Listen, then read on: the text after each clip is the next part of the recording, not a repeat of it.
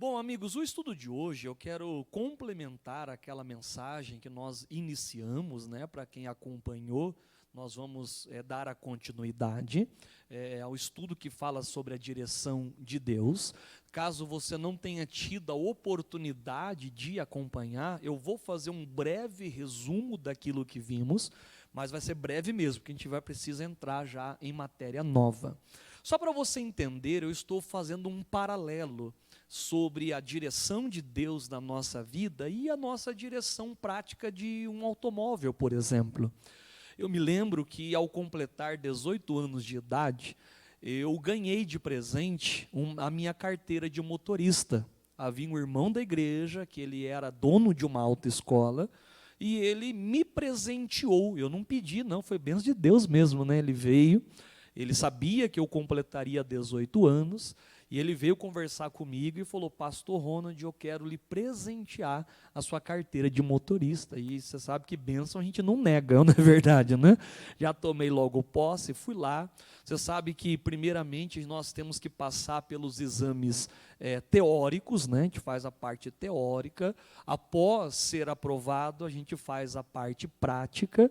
E, se aprovado, em ambos, sai a carteira de motorista. Glórias a Deus, eu passei tudo de primeira, né? E louvado seja o nome de Jesus por isso, porque eu fiquei nervoso, irmão, no dia do teste prático.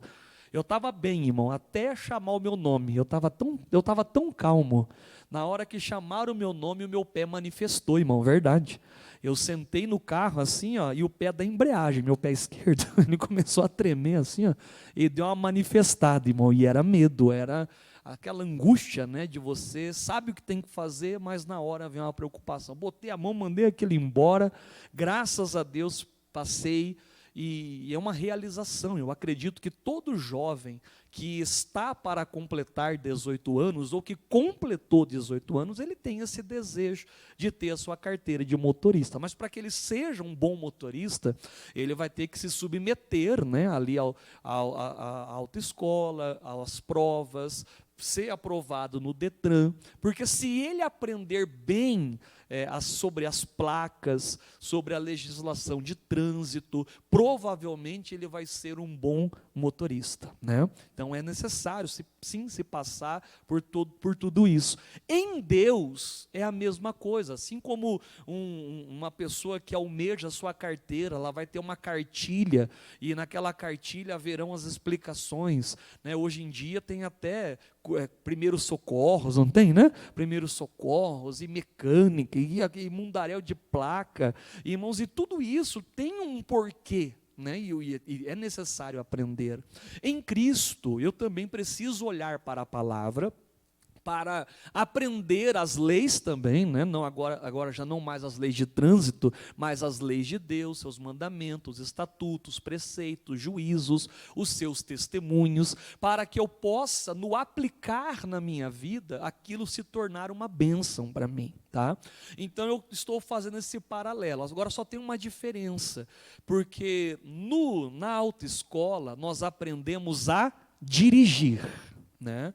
E na igreja, através da palavra de Deus, eu aprendo a ser dirigido, o que é diferente. Ou seja, eu vou aprender que é Deus que estará no controle. É Ele que vai guiar, que vai conduzir. E se Deus estiver no controle da minha vida, irmãos, nada me atrapalhará, nada me deterá. Agora, vira e mexe, a gente comete um erro de querer tomar nossa vida das mãos de Deus de volta. A gente até entrega para Ele por um tempo, só que a gente às vezes é meio cabeça dura, e a gente quer tomar de volta, porque a gente acha que se a gente fizer de um jeito diferente, vamos alcançar um lugar mais rápido. Mas uma das placas que existe é de limite de velocidade. Você compreende ou não, irmãos? E tem que se obedecer. Então hoje nós vamos falar sobre isso. Primeiro vamos ler aqui o Romanos 8,14, que é a palavra tema dessa mensagem, é o verso que você precisa decorar, porque toda a palavra estará embasada nesse verso. Diz assim, ó: porque todos, você veja que é todos, não há exceção, você, eu, todas as pessoas, todos os que são guiados, os que são dirigidos pelo Espírito de Deus. Esses sim, eles são chamados, são considerados o quê, irmãos?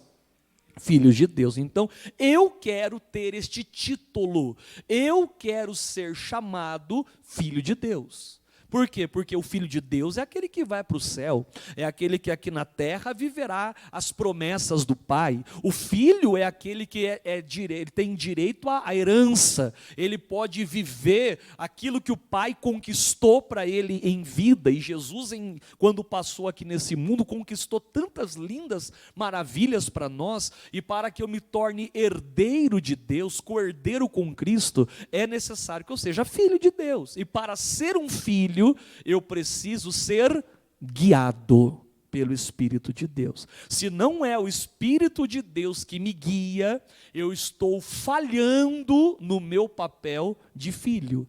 E se eu não for um filho legítimo de Deus, né, eu incorro no grave problema de talvez ter as suas promessas faltando ali em minha vida. Então eu digo para você, meu irmão, seja filho de Deus. Para tanto, deixa Deus te guiar. Deixa Deus te conduzir. É como se nós fôssemos apenas o copiloto, né? Eu estou ali, eu vejo tudo, eu acompanho tudo, mas quem guia é Deus, né? Eu vou tendo os meus sonhos, eu vou tendo os meus objetivos, eu vou avançando na minha vida e Deus está no controle. E deixa Ele guiar. Porque se Ele conduzir, Ele me levará, como já diz o Salmo 23, Ele me levará aos pastos verdejantes. Ele me levará às águas tranquilas. Ele nunca vai me levar para uma enrascada. Ele nunca vai me levar para o buraco. Ele nunca vai me levar para o problema. Ele sempre me levará à bênção de Deus. Diga graças a Deus, irmão. Vamos então ver aí a primeira placa. Põe para nós aí a primeira placa. Não, a primeira, filho. A primeira placa. Isso, exatamente. Como que você chama essa placa aí, irmãos? Conversão à direita, é isso mesmo, né? Ah, é vire à direita, né? O nome que a gente usa é esse, né? Vira para a direita, né? Mas o nome correto dessa placa é conversão à direita. Então deixa eu falar de conversão. Quando um motorista ele vê essa placa, ele sabe que ele tem condições de virar aquela rua, para onde a placa, no caso ali, está apontando. E se a conversão está apontando para a direita, não adianta ele virar para a esquerda, né, porque ele vai entrar na contramão. Ele não vai poder voltar atrás, também estaria na contramão. Aquela placa mostra com clareza, olha, você precisa obrigatoriamente fazer o quê? Virar para onde ela está apontando.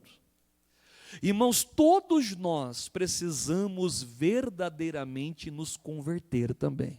Converter à direita, né? Ou seja, converter ao Senhor.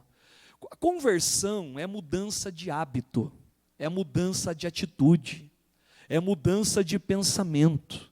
Eu tenho que converter o meu coração, converter o meu temperamento, converter a minha vida, converter os meus passos, converter os meus olhos. Não adianta eu estar na igreja e não me converter.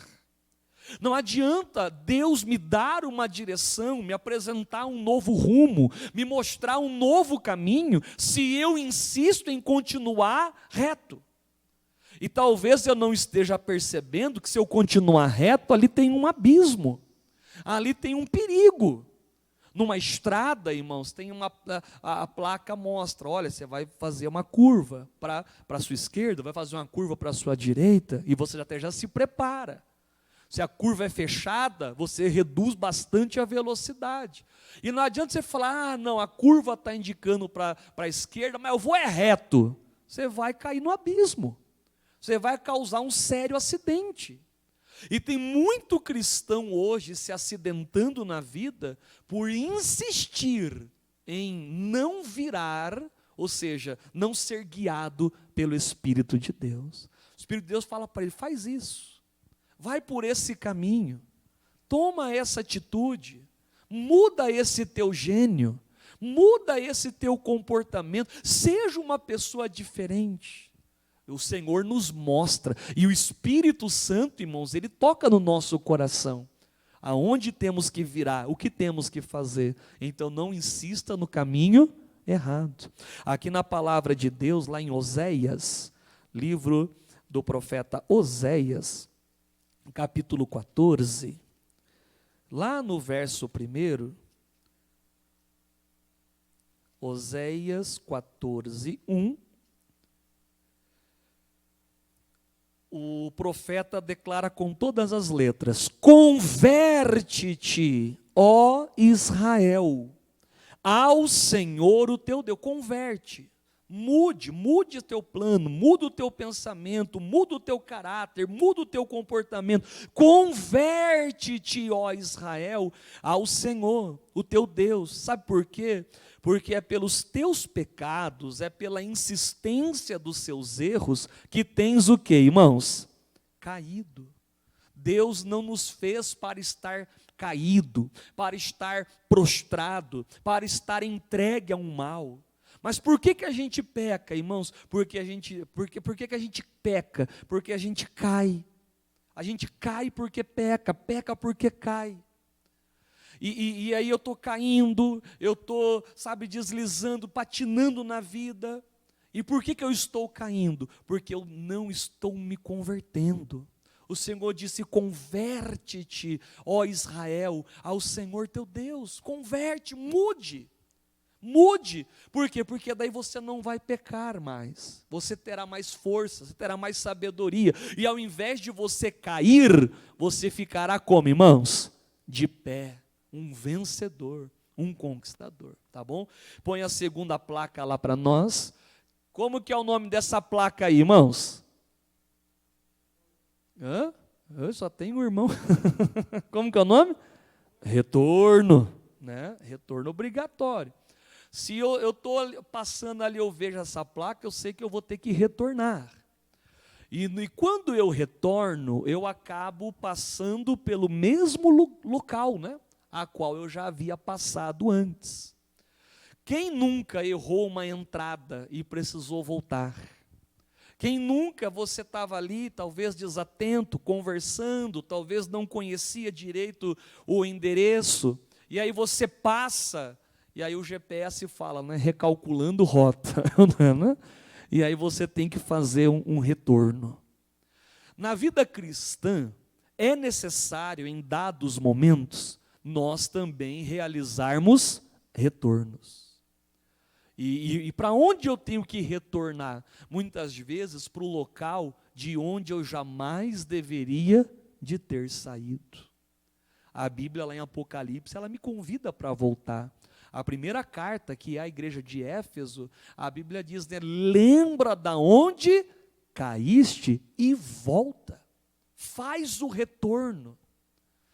Lembra, faça uma ponderação, uma análise de sua vida, faz uma retrospectiva e volte, faça o retorno. E olha que tem gente, irmãos, que ela está indo e infelizmente ela está indo longe demais, e se ela não voltar, ela vai se perder. Se ela não voltar, ela está, irmãos, correndo, repito, um sério risco. O filho pródigo, quando ele saiu de casa, ele fez muita bobeira na vida. Pegou a herança, gastou de forma errada, veio a crise ao país. Na hora da crise, ele gastou o pouco que lhe sobrou, teve que trabalhar com porcos. Irmão, chegou numa situação dele não ter nem o que comer. Diz a Bíblia que ele desejou comer a comida oferecida aos porcos. Como que você chama a comida oferecida aos porcos, irmãos? Lavagem. Imagine, ele olhava a lavagem e falava, que fome. Olha a situação que ele chegou. E quando ele chega, dá um estalo na cabeça dele, ele acorda e ele diz, eu voltarei para a casa do meu pai. Eu vou fazer um retorno. Não dá para ficar nessa vida.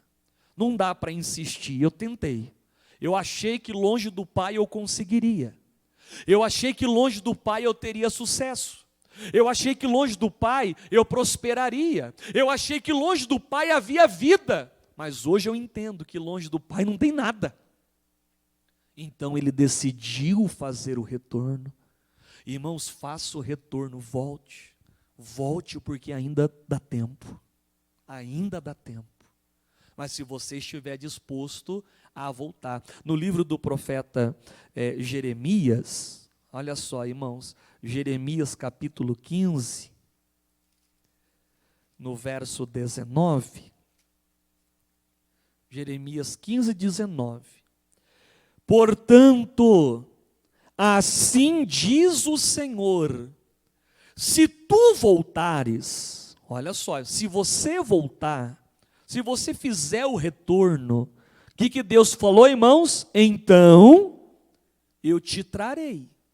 O Senhor falou assim, ó, você quer fazer o retorno? Você quer voltar ao teu ministério, voltar a ter aquela unção, voltar a ter aquela comunhão, voltar a ter aquela vida de oração, voltar a fazer o teu jejum, voltar a ter aquele compromisso. Você quer voltar? Então eu te trarei, eu te ajudo a voltar. Eu reconheço que realmente o teu lugar é aqui.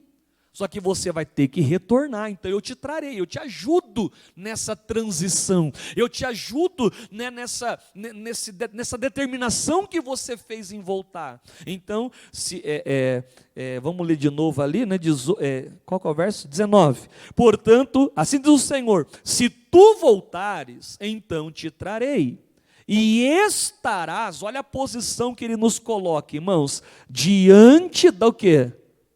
Da minha face, diante de mim. Você quer estar diante de Deus? Você quer estar perto de Deus? Você quer viver a sua fé? Você quer abraçar o Senhor? Ah, pastor, como eu queria retornar aquele tempo que uma música na igreja fazia os meus olhos lacrimejarem. Como eu queria voltar para aquele tempo que eu até servi a Deus, glorifiquei a Deus, expulsei demônio, curei enfermos. Pastor, aquele tempo que eu não tinha medo de nada, ia para a rua, evangelizava, falava do amor de Jesus. Eu tenho que retornar. Então retorne. Porque se você falar, Deus, eu estou retornando, eu estou voltando, Deus estende a mão para te trazer de volta. Porque Ele quer que todos nós estejamos aonde? Diante da face do Senhor. Diga glória a Deus, né? Ponha para nós a outra placa lá. Como que é o nome dessa placa? Pare. Ih, Jesus, você tem que montar para outra escola, irmão. Como é o nome dessa placa? Parada obrigatória. Esse é o nome dessa placa. Parada o quê? Obrigatória. Quando um aluno está lá tirando a carteira, está sendo analisado lá pela pessoa, né? O fiscal. Se ele encontra uma placa daquela na frente, o que ele tem que fazer? Parar. Ainda que não esteja vindo carro de nenhum lugar, se tem essa placa, ele tem que parar. O que é parar? Você para o carro e põe a primeira marcha. Isso é parar. O carro ele tem que parar totalmente. Os motoristas mais experientes, depois de um certo tempo, a gente às vezes vai assim, olhandinho, se vê que não vem ninguém, o que a gente faz, irmão? Já acelera, né?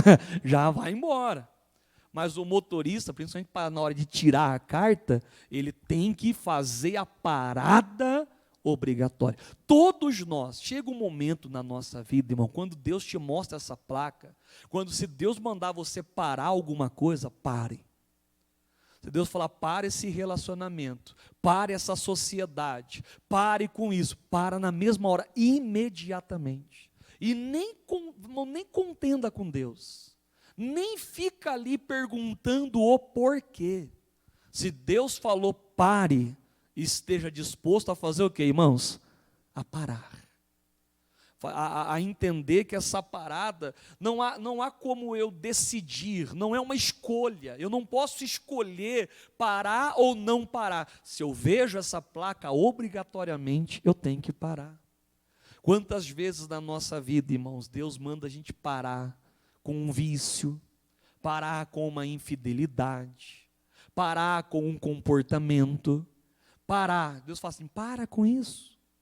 Isso não é da minha palavra, isso não é da minha presença, isso não faz parte do povo de Deus. Só que por mais que Ele fale, pare, às vezes a gente quer insistir em não parar, em dar continuidade. Então para, irmãos. Aí eu li ontem o Isaías 1:16, né? Livro do profeta Isaías 1:16. Parar, irmãos, não é uma opção. Parar, ele é uma obrigação, né? Vamos colocar assim. Isaías 1:16. A recomendação do profeta nos ensinando é o seguinte: lavai-vos. Então vamos se lavar, purificai-vos. Vamos nos purificar. Tirai a maldade de vossos atos, e tirai a maldade diante dos meus olhos. E, agora que é interessante para nós, o que ele falou aí? Cessai de fazer o quê? De fazer uma cessa de praticar o que é mal. Se você sabe que algo que você pratica, faz, pensa, é mal, pare. Mas pare quando, irmãos? Amanhã? Pare quando? Obrigatoriamente, para hoje. Na hora da oração você fala, Deus, eu quero parar, e é agora. Eu quero parar o quanto antes, porque um passo à frente pode ser a minha perdição. Então, essas 3 placas é aquelas que nós já vimos aqui no culto anterior, e agora a gente vai para uma matéria nova, tá bom? Põe então a 4ª placa ali para nós. Ixi, agora, irmão, qual que é o nome dessa placa aí? Bifurcação. Bifurcação. O que essa placa ela quer mostrar, irmãos?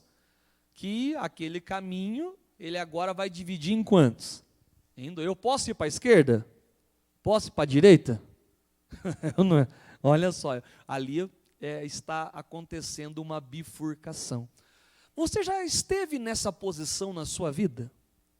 De ter que tomar uma escolha, de fazer uma opção, uma decisão, de seguir ou para cá ou para lá. E não há como você tem que escolher, ou é uma coisa ou outra. Ou eu escolho, a Bíblia diz, né? Ou eu escolho a bênção, ou eu escolho a maldição. Ou eu escolho, né? Por exemplo, imagine um jovem que vai entrar numa faculdade. Ele vai ter que escolher. Ele tem várias opções na frente dele. Só que não vai ter como ele fazer tudo aquilo ao mesmo tempo. Ele até pode fazer 2, 3, 10 faculdades diferentes, mas ele vai ter que ir fazendo uma por vez, né? Se ele tiver bastante tempo, até faz mais do que uma por vez, mas ele vai ter que decidir aquilo que lhe é prioridade, aquilo que é fundamental. Sabe quando Jesus, irmãos, ele fala assim, ó, buscai em primeiro o reino de Deus. Então buscai primeiro. É como se ele colocasse a prioridade.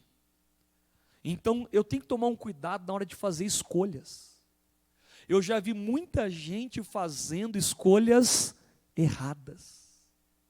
E parece que quem estava vendo de fora, estava tão claro aquilo, mas para a pessoa que estava ali, ela estava tão cega, que não conseguia enxergar.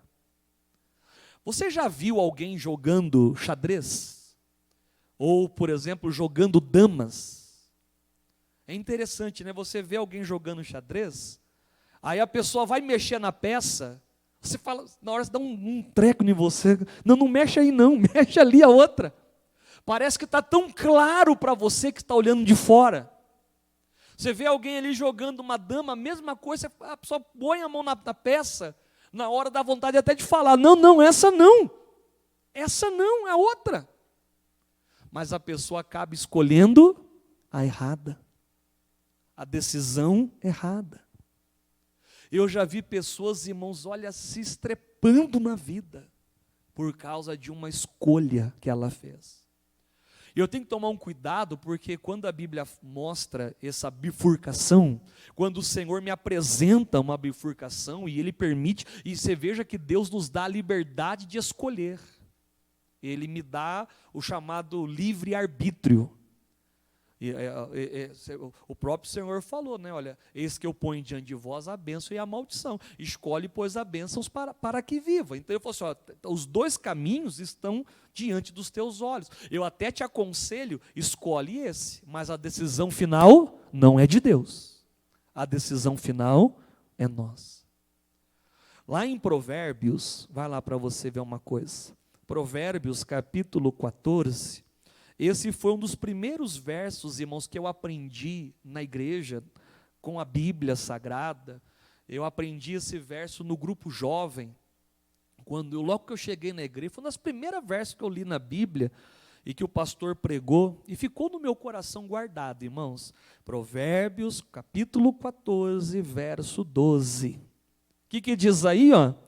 Há caminho. Então, há do verbo existir, né? Existe caminho que ao homem, ele parece o quê? Parece direito, parece que está correto, parece que está tudo nos trinques, nos conformes, mas o fim deles são caminhos do quê, irmãos? Meu Deus do céu, caminhos de morte. Deus falou assim, ó, cuidado com o caminho que você escolhe, porque ele até pode parecer direito, ele pode parecer vantajoso, ele pode parecer prazeroso, esse caminho que você escolheu, ele pode assim ter algo tão bonito, mas se você não cuidar, ele vai ser caminho de morte. Lembra quando os pastores de Abraão brigaram com os pastores de Ló, e aí eles se separaram? O Abraão falou assim, escolhe, Ló, onde você quer ir? Aí ele olha, ele avista a Campina do Jordão, um lugar todo verdinho, bonito. O Ló fala, é para lá que eu vou. Mal ele sabia que aquele caminho levaria para onde, irmãos? Sodoma e Gomorra, a cidade que foi destruída por causa do seu pecado. Através da intercessão de Abraão, o Ló até sai dessa cidade antes do ocorrido. Mas você se lembra que a esposa dele faz o quê, irmãos? Olha para trás, se transforma numa estátua de sal. As mulheres não costumam olhar para trás, né, irmão? Mas a do Ló olhava para trás. Ela olhou porque a do Ló era curiosa. As mulheres hoje não são curiosas, não é verdade? Não, nenhuma mulher é curiosa, mas a mulher do Ló era.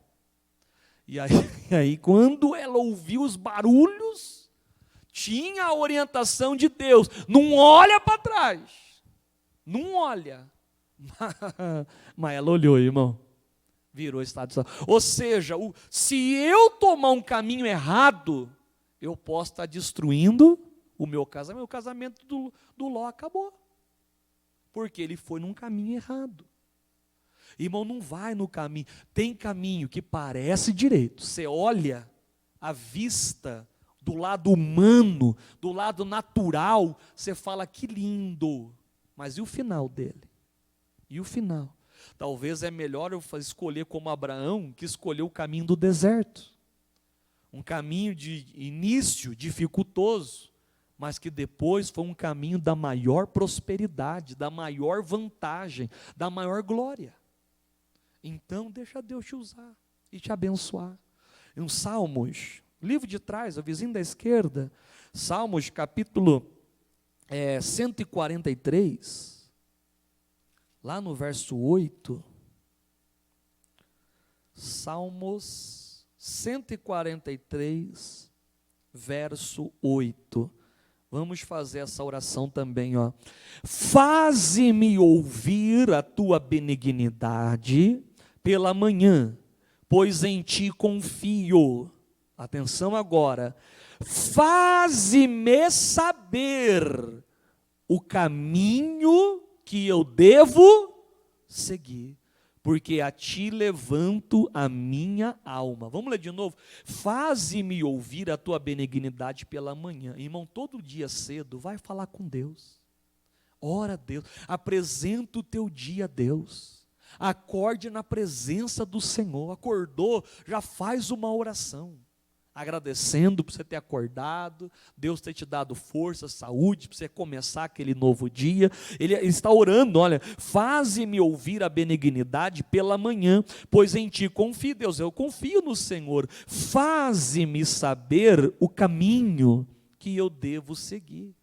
Deus, me mostra o caminho, que eu não seja apressado, que eu não seja ansioso, sabe, me mostra o caminho, me dê a direção, me dê as diretrizes, me guia, Deus, me guia. Lembra o verso principal de hoje?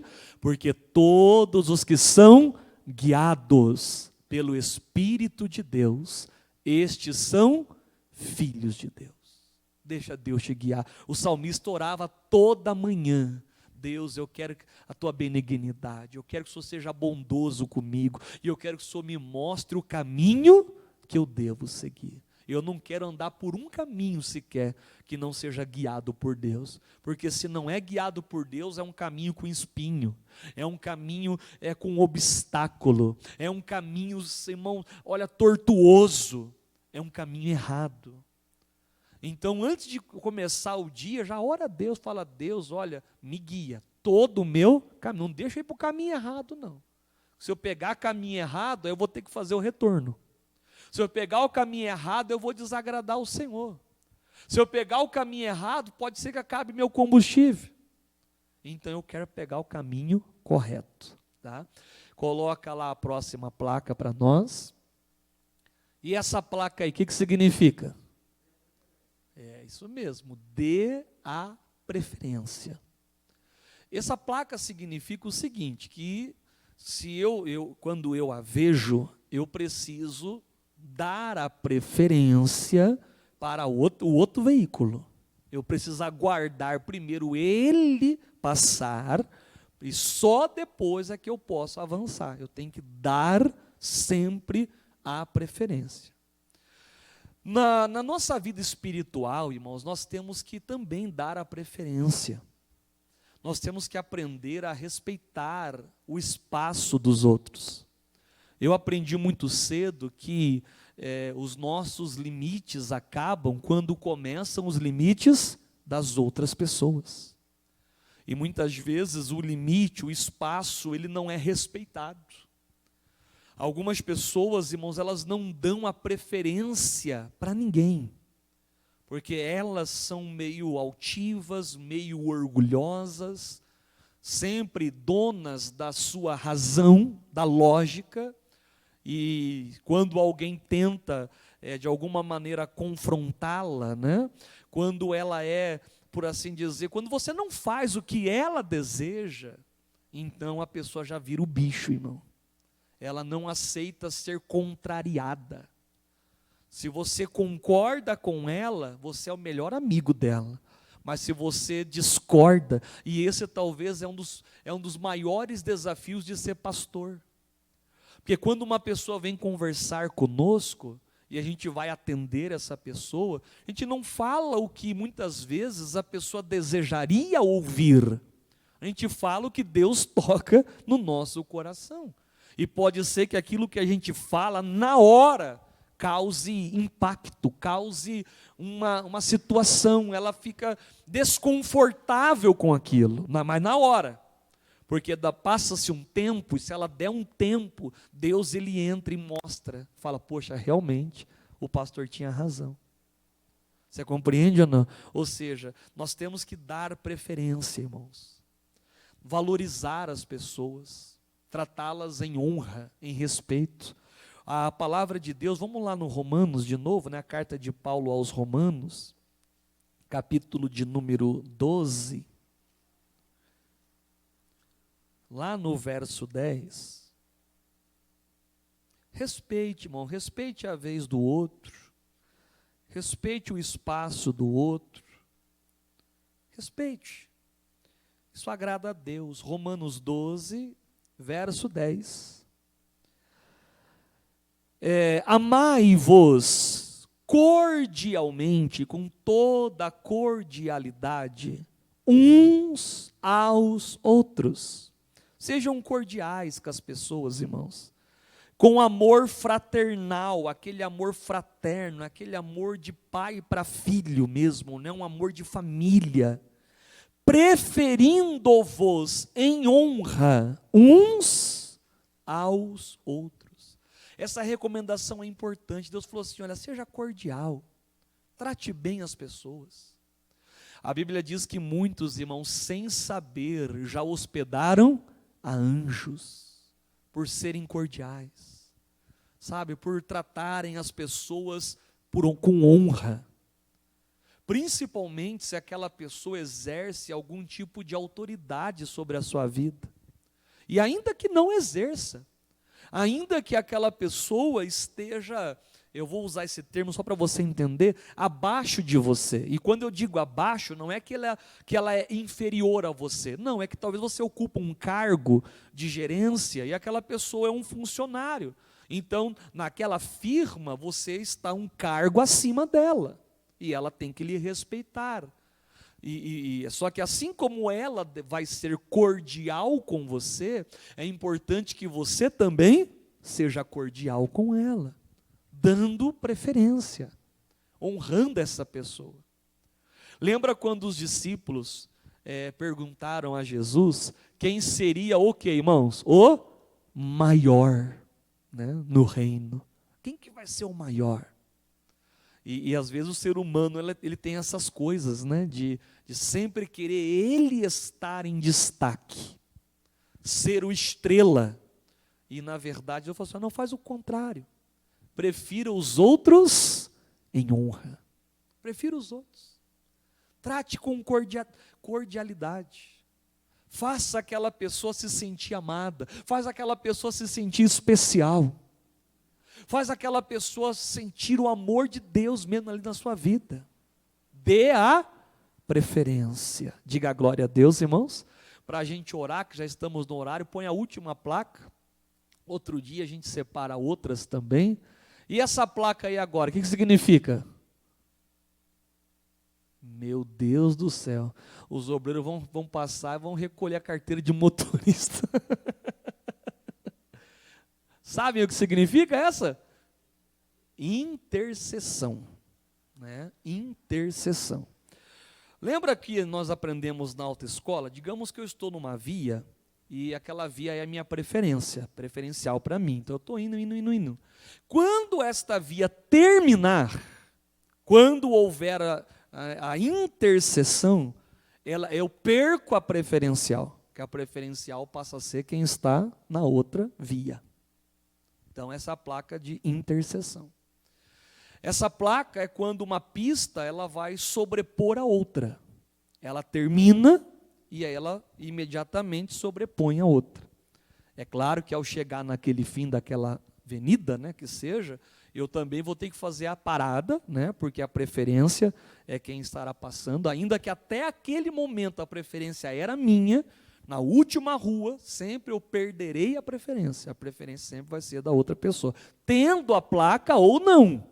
Havendo a placa pare ou não, eu vou ter que parar e vou ter que dar a preferência para quem está naquela via.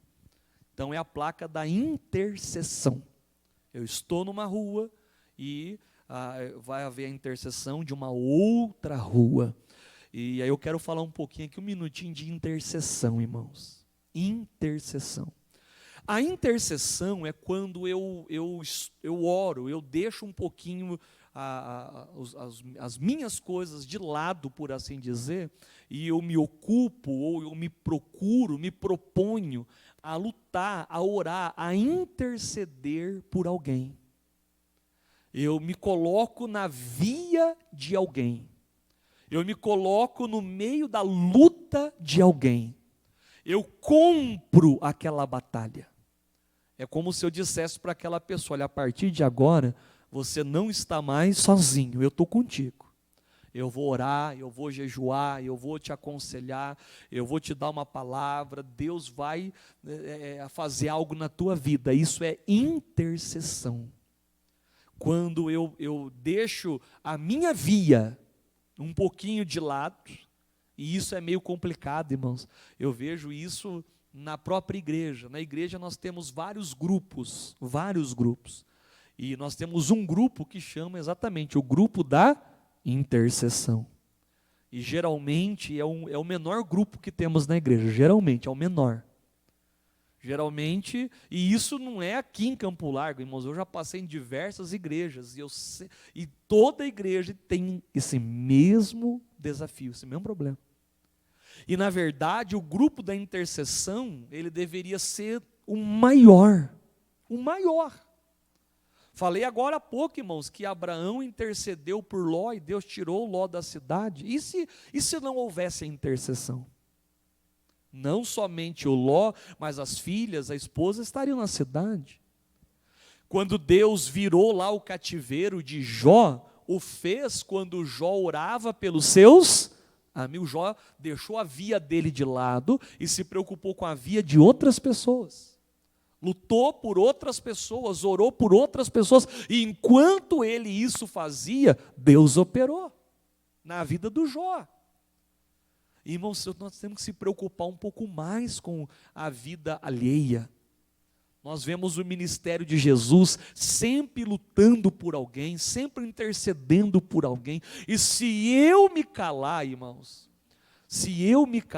lembra lá em Atos 12, quando Tiago foi preso, e diz a Bíblia que a igreja estava o quê? Calada, silenciada. O Pedro diz que perde a cabeça, irmãos, a fio da espada. Quando Pedro agora é capturado, e a intenção era fazer a mesma coisa, matar o Pedro, o que a igreja faz, irmãos? Olha só, se reúne e intercede. Diz a Bíblia que a igreja faz contínua oração. Ela começa a orar e não para, não se detém. Ela vai lutando e orando, e nem a igreja sabia que enquanto eles oravam, Deus agia.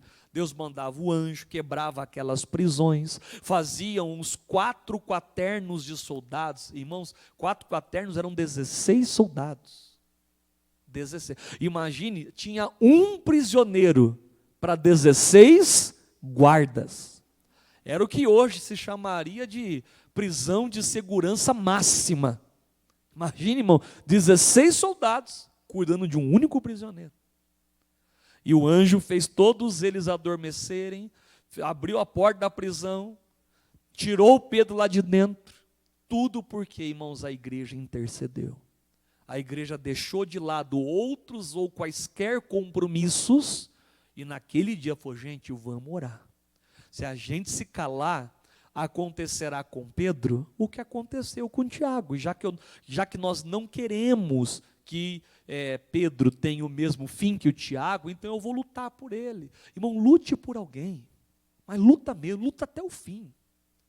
Lute até aquela pessoa se converter, até aquela pessoa se libertar, até aquela pessoa conseguir andar com as suas próprias pernas. Até ela ser o agente de milagres na vida de outro.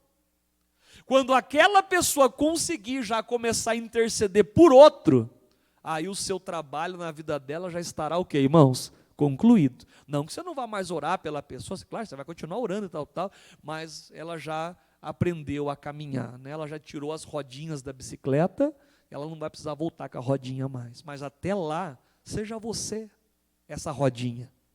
Seja você que vai lutar por ela, que vai deixar muitas vezes a sua via para entrar na via alheia, no intuito de ajudar. Porque, irmãos, a falta de intercessão, não sei se você sabe disso, mas a falta de interceder é considerado pela palavra até um pecado. Você sabia disso? É pecado. Vai lá no comecinho da Bíblia, no livro de 1 Samuel, 1 Samuel capítulo 12, aqui a palavra nos deixa muito claro, irmãos. 1 Samuel 12, o verso 23. Vamos intervir, irmãos, na vida alheia. É claro que eu vou intervir através da oração, né, irmãos? Através da palavra. Posso até dar um conselho, se for esse conselho inspirado por Deus, né? Quando eu falo intervir, não é ser intrometido, não é se entremeter com assuntos que não me dizem respeito. Não, não é isso não. Mas se aquela pessoa precisa de uma oração, de uma intercessão, aí é claro que eu vou me dispor a ajudar naquilo que for preciso, né? 1 Samuel 12, 23. E quanto a mim, longe de mim que eu peque contra o Senhor, longe de mim que eu cometa tal pecado. Que pecado seria esse? Deixando de orar por vós. Então, se eu deixar de orar, irmãos, pecado. Olha que coisa séria. Se eu deixar de orar por aquela pessoa que Deus mandou eu orar, pecado.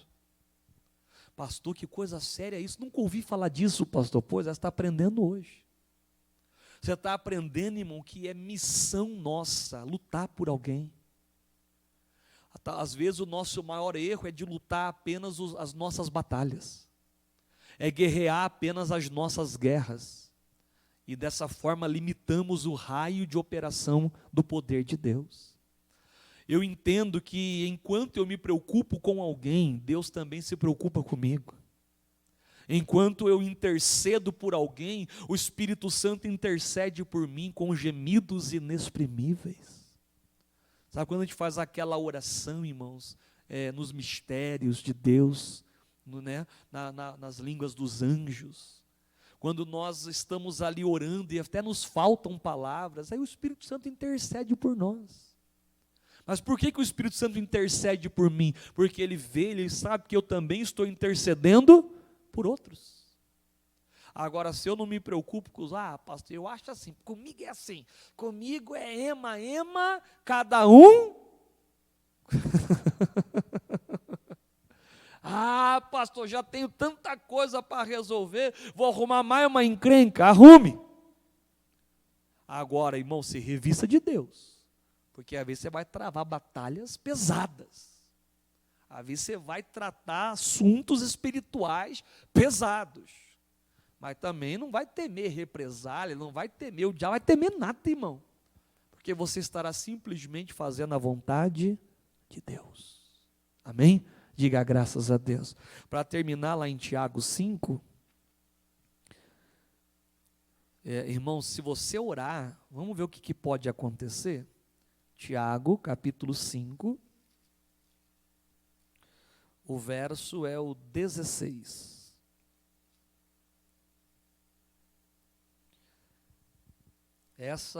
Esse verso é um verso muito forte, né?